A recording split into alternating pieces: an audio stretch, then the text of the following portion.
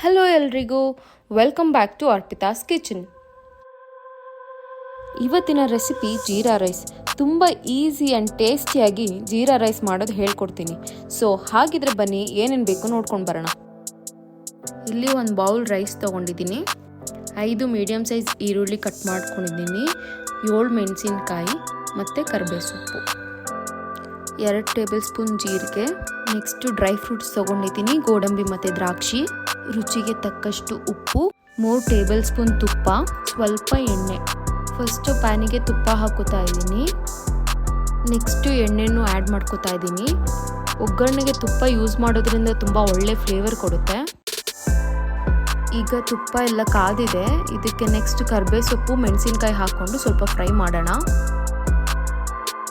Next ಈರುಳ್ಳಿ, ರುಚಿಗೆ ತಕ್ಕಷ್ಟು ಉಪ್ಪು ಹಾಕ್ಕೊಂಡು ಫ್ರೈ ಮಾಡ್ತಾ ಇದ್ದೀನಿ. ಸೊ ಈರುಳ್ಳಿ ಎಲ್ಲ ಚೆನ್ನಾಗಿ ಬೇಯುತ್ತೆ. ಈಗ ಈರುಳ್ಳಿ ಎಲ್ಲ ಕಲರ್ ಚೇಂಜ್ ಆಗಿದೆ, ಜೀರಿಗೆ ಆ್ಯಡ್ ಮಾಡ್ಕೊಂಡು ಫ್ರೈ ಮಾಡ್ಕೋತೀನಿ. ಸೊ ಈ ಜೀರಿಗೆ ತಿನ್ನೋದ್ರಿಂದ ಡೈಜೆಷನ್ಗೆ ತುಂಬ ಒಳ್ಳೆಯದು. ಸೊ ಇಮ್ಯೂನ್ ಸಿಸ್ಟಮ್ ಕೂಡ ಸ್ಟ್ರಾಂಗ್ ಆಗುತ್ತೆ, ಇದರಲ್ಲಿ ಹೈ ಐರನ್ ಕಂಟೆಂಟ್ ಇರುತ್ತೆ. ಸೊ ಜೀರಿಗೆ ತಿನ್ನೋದ್ರಿಂದ ತುಂಬ ಒಳ್ಳೆ ಬೆನಿಫಿಟ್ಸ್ ಇದೆ. ನೆಕ್ಸ್ಟು ಡ್ರೈ ಫ್ರೂಟ್ಸ್ ಹಾಕ್ಕೊಂಡು ಗೋಡಂಬಿ ಎಲ್ಲ ಸ್ವಲ್ಪ ಕಲರ್ ಬರಬೇಕು, ಅಲ್ಲಿವರೆಗೂ ಫ್ರೈ ಮಾಡ್ಕೋಬೇಕು. ಈಗ ಇದಾಗಿದೆ, ಇದಕ್ಕೆ ರೈಸ್ ಮಿಕ್ಸ್ ಮಾಡ್ಕೊಳ್ಳೋಣ ಬನ್ನಿ. ಮಿಕ್ಸ್ ಎಲ್ಲ ಆಗಿದೆ and it is ready to serve. So ನೋಡಿದ್ರಲ್ಲ ಎಷ್ಟು ಈಸಿಯಾಗಿ ಜೀರಾ ರೈಸ್ ಮಾಡ್ಬೋದು ಅಂತ. ಐ ಹೋಪ್ ನಿಮಗೆಲ್ಲ ಈ ವಿಡಿಯೋ ಇಷ್ಟ ಆಗಿದೆ ಅಂತ. ನೀವು ಈ ರೆಸಿಪಿನ ಟ್ರೈ ಮಾಡಿ ಹೇಗೆ ಬಂತು ಅಂತ ಕಮೆಂಟ್ ಮಾಡಿ. ಹಾಗೆ ಲೈಕ್, ಶೇರ್ ಆ್ಯಂಡ್ ಸಬ್ಸ್ಕ್ರೈಬ್ ಮಾಡೋದು ಮರಿಬೇಡಿ. Thank you.